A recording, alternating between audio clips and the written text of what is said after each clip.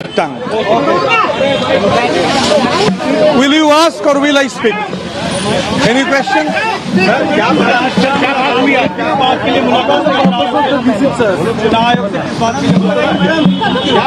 The All India Trinamool Congress had on 22nd of June 2026 at Kolkata. Immediately after the session, we formally gave in writing to the Election Commission of India. We physically met this Election Commissioner in Kolkata, and at that time itself, we had sought an appointment with the Election Commission of India. We are thankful that the ECI's full bench, the CEC and the other election commissioners have today gave us a patient hearing. We have made our points, and once again we thank the Election Commission for hearing us patiently, and we are hopeful that the Election Commission will get back to us very shortly.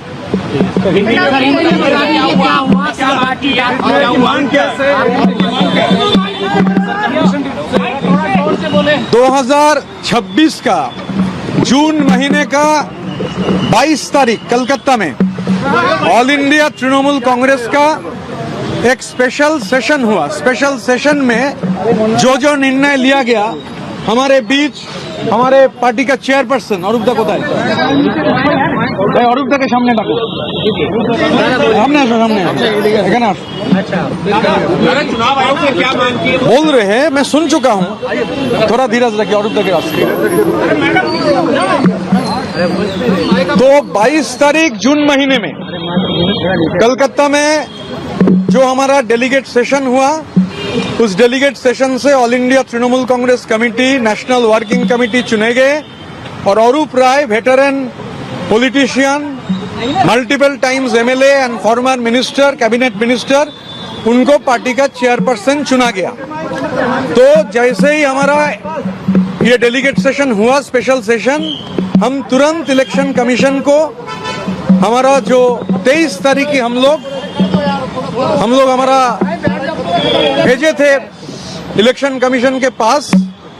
हम लोग 23 तारीख की हमारा जो बात है वो जमा किए थे और इलेक्शन कमीशन से गुजारिश किए थे कि हम लोग जितना डेलीगेशन वो लोग अलाउ करेंगे, 5 होगा 5 से ज्यादा होगा उससे ज्यादा, हम लोग आएंगे और फिजिकली फुल बेंच को मीट करना चाहते हैं।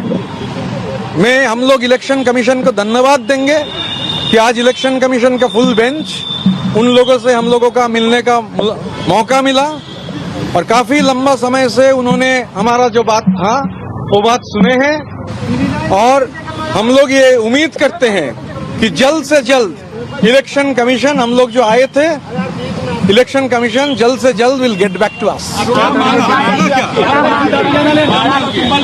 अच्छा, मांग का तो कोई सवाल नहीं, हम लोग ऑल इंडिया तृणमूल कांग्रेस है, तो मांग क्या करेंगे? आप असली टीएमसी है। अच्छा, बोलने दीजिए, इतना टिप्पणी करेंगे तो फिर आप ही बोलिए। हम लोग ऑल इंडिया तृणमूल कांग्रेस है, मेजॉरिटी 2/3 से भी ज्यादा majority MLAs are with us, corporators are with us, municipality का जो काउंसिलर्स है हम लोगों के साथ है, जिला परिषद का मेंबर, जिला परिषद का अध्यक्ष, ये लोग हमारे साथ है, तो मांग का कोई सवाल नहीं।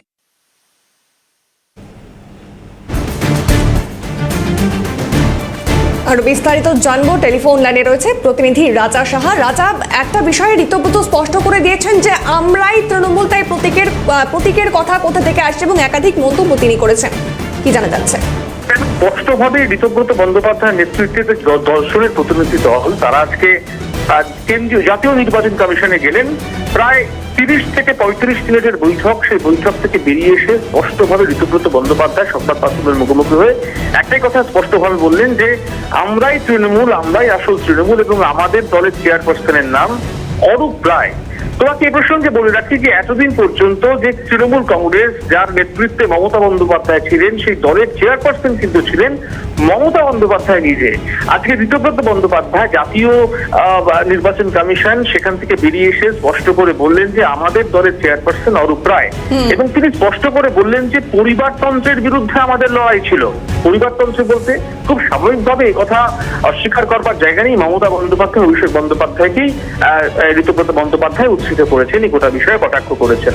আবার ঋতব্রত বন্দ্যোপাধ্যায় সংবাদ মাধ্যমের মুখোমুখি হয়ে এটাও বললেন, তিনি স্পষ্ট করে বলছেন যে মাফিয়া এবং চার্টার্ড বাহিনী তারা কিন্তু পার্টি দখল করে রেখেছিল। চার্টার্ড বাহিনী কাকে বললেন? আমরা এর আগেও কিন্তু একাধিকবার শুনেছি ক্রাউন প্রিন্সেস, চার্টার্ড লিডার, এই গোটা বিষয়টি কিন্তু অভিষেক বন্দ্যোপাধ্যায়কে কটাক্ষ করে ঋতব্রত বন্দ্যোপাধ্যায় তিনি ব্যবহার করতেন। তিনি স্পষ্ট করে বলেছেন যে আজকের বৈঠকে, যেটা সূত্রের খবর, যে আজকের বৈঠকে গণেশ কুমারের সামনে বসে ঋতব্রত বন্দ্যোপাধ্যায় স্পষ্টভাবে বলেছেন যে আমাদের পক্ষেই দলের সিংহভাগ বিধায়ক এবং সাংসদদের সমর্থন রয়েছে, ফলত আমরাই আসল তৃণমূল। এই প্রতীকটাও আমাদের এবং দলের যে ফান্ড, যার কথা আমরা আজকে সকাল থেকে বলছিলাম যে কেবলমাত্র প্রতীক নয়, দলের ফান্ড কারা ব্যবহার করবেন সেই ফান্ডটাও কিন্তু আমাদের, যেমনটা স্পষ্ট করে আজকে সূত্রের খবর যে বৈঠকে বলেছেন ঋতব্রত বন্দ্যোপাধ্যায়। আমরা দেখতে পেয়েছি যে 20 জন সাংসদ লোকসভার অভ্যন্তরে কাকলি ঘোষ দস্তিদারের নেতৃত্বে যারা এখন এনসিপিআই হিসেবে রয়েছে, তারা কি আদৌ এনসিপিআই হিসেবে থাকবেন না তারা তৃণমূল কংগ্রেস হিসেবেই থাকতে চান? এই গোটা বিষয় নিয়ে কিন্তু সমস্যার সমাধান করতে বলেছেন লোকসভার অধ্যক্ষ ওম বিড়লা। ফলত এই সবটাই কিন্তু ঋতব্রত বন্দ্যোপাধ্যায়ের আজকের এই বৈঠকের সঙ্গে জড়িত। ঋতব্রত বন্দ্যোপাধ্যায়কে প্রতীক চিহ্ন নিতে গেলে 2/3 সাংসদদের সমর্থন প্রয়োজন, 2/3 বিধায়করা তাকে তো সমর্থন করেইছেন। এখন 2/3 সাংসদদের সমর্থন নিতে গেলে যে 20 জন সাংসদ কাকলি ঘোষ দস্তিদারের নেতৃত্বে বিরোধী ব্লক, বিদ্রোহী ব্লক তৈরি করেছেন, যারা বলছেন আমরা এনসিপিআইতে রয়েছি, সেই 20 জনের সমর্থন একান্ত প্রয়োজন। খুব স্বাভাবিকভাবে তোমাকে বলি, ঋতব্রত বন্দ্যোপাধ্যায় তিনি আজকে যে দাবি করেছেন বৈঠকে যে তার পক্ষে দলের সিংহভাগ বিধায়ক এবং সাংসদদের সমর্থন রয়েছে, সেক্ষেত্রে ধরে নেওয়া যেতেই পারে যে কাকলি ঘোষ দস্তিদারের নেতৃত্বে যে বিদ্রোহী ব্লকটা এই মুহূর্তে বিদ্রোহী হয়েছে লোকসভার অভ্যন্তরে, তারাও ঋতব্রত বন্দ্যোপাধ্যায় সমর্থনে থাকবেন বা রয়েছেন। ফলত সে কারণে ঋতব্রত বন্দ্যোপাধ্যায় কেন্দ্রীয় নির্বাচন কমিশনের ফুল বেঞ্চের সামনে বসে এই গোটা বিষয়টি নিয়ে বক্তব্য রেখেছেন।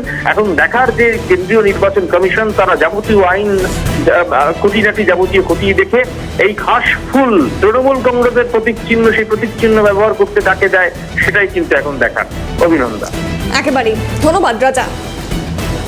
জাতীয় নির্বাচন কমিশনে ঋতব্রত তৃণমূল। নির্বাচন কমিশন আমাদের কথা শুনেছে বলেন ঋতব্রত। নির্বাচন কমিশনের সঙ্গে কথা হয়েছে, ফুল বেঞ্চের সঙ্গে দীর্ঘক্ষণ কথা হয়েছে। প্রতীকের কথা কোথা থেকে আসছে? আমরাই তৃণমূল। 23 তারিখ আমরা কমিশনকে চিঠি দিয়েছিলাম, অনুরোধ জানিয়েছিলাম যাতে কমিশনে নিজেদের কথা বলতে পারি। এখানে আমি নই, এখানে সবই আমরা। বাংলার রাজনীতি পরিবারবাদকে সমর্থন করে না, আমরা পরিবারবাদের বিপক্ষে লড়ছি, সমবেত সমর্থনের সপক্ষেই কথা বলছি আমরা। দুর্নীতির বিরুদ্ধে রায় দিয়েছে বাংলার জনগণ বললেন Ritabrata.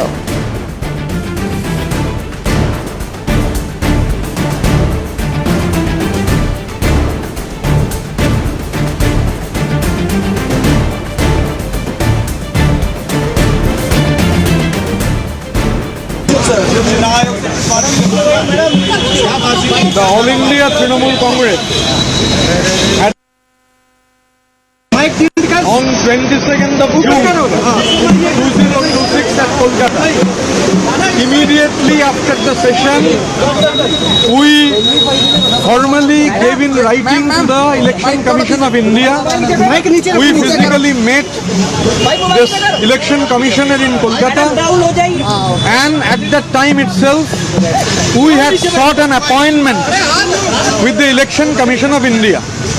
We are thankful that the ECI's full bench, the CEC and the other election commissioners have today gave us a patient hearing.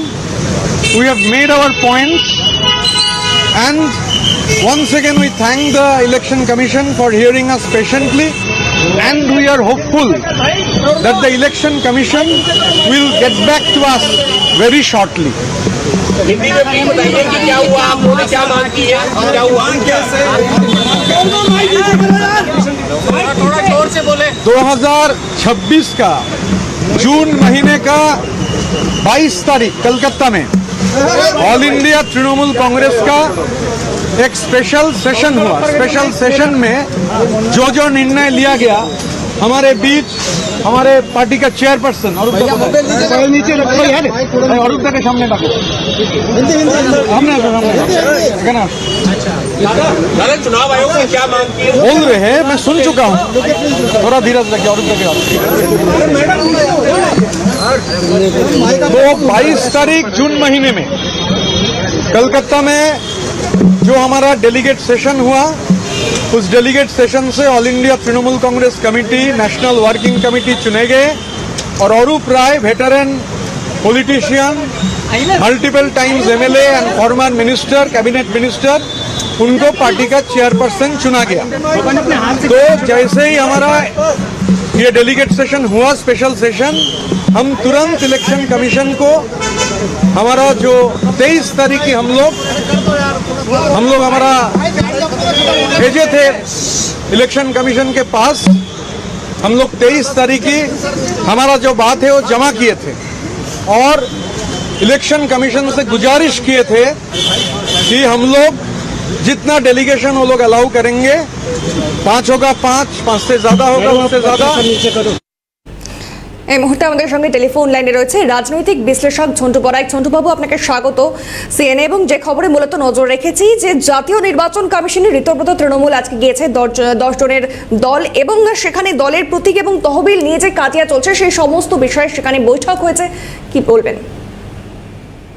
না, এখন এটাই তো ছিল যে যেহেতু ভারতবর্ষের এক্সিস্টিং যে আইন, বিশেষ করে একটা ছিল 1972-তে সুপ্রিম কোর্টের অর্ডার এবং কেন্দ্রীয় নির্বাচন কমিশনের 86-এর সিঙ্গেল অর্ডার, 68-এর সিঙ্গেল অর্ডার, সেখানে স্পষ্টত দেখা যাচ্ছে কোন একটি রাজনৈতিক দলে যদি এই ধরনের সিচুয়েশন হয়, অর্থাৎ একটি দলের ভর কেন্দ্রের সাপেক্ষে একটা বড় অংশের লেজিসলেটিভ প্রতিনিধি, অর্থাৎ বিধায়ক, সাংসদ এবং তাদের অর্গানাইজেশনাল প্রতিনিধি, অর্থাৎ এই যে নেতারা বিভিন্ন স্তরের, তারা যদি কোনো একটি দিকে বেশি চলে যায়, মূলত সেই দিকেই কিন্তু পাল্লা ভারী থাকে এবং প্রতীক, ফান্ড, নির্বাচন কমিশন এবং নির্বাচন কমিশন না পারলে মাননীয় সুপ্রিম কোর্ট সেখানে ইন্টারফেয়ার করে সেই অংশটাকে কিন্তু পরবর্তীকালে এই প্রতীক এবং এই যে ফান্ড, তহবিল এবং অন্যান্য যে দলের সুবিধা এগুলো তুলে দেয়, চাবিকাঠিগুলো।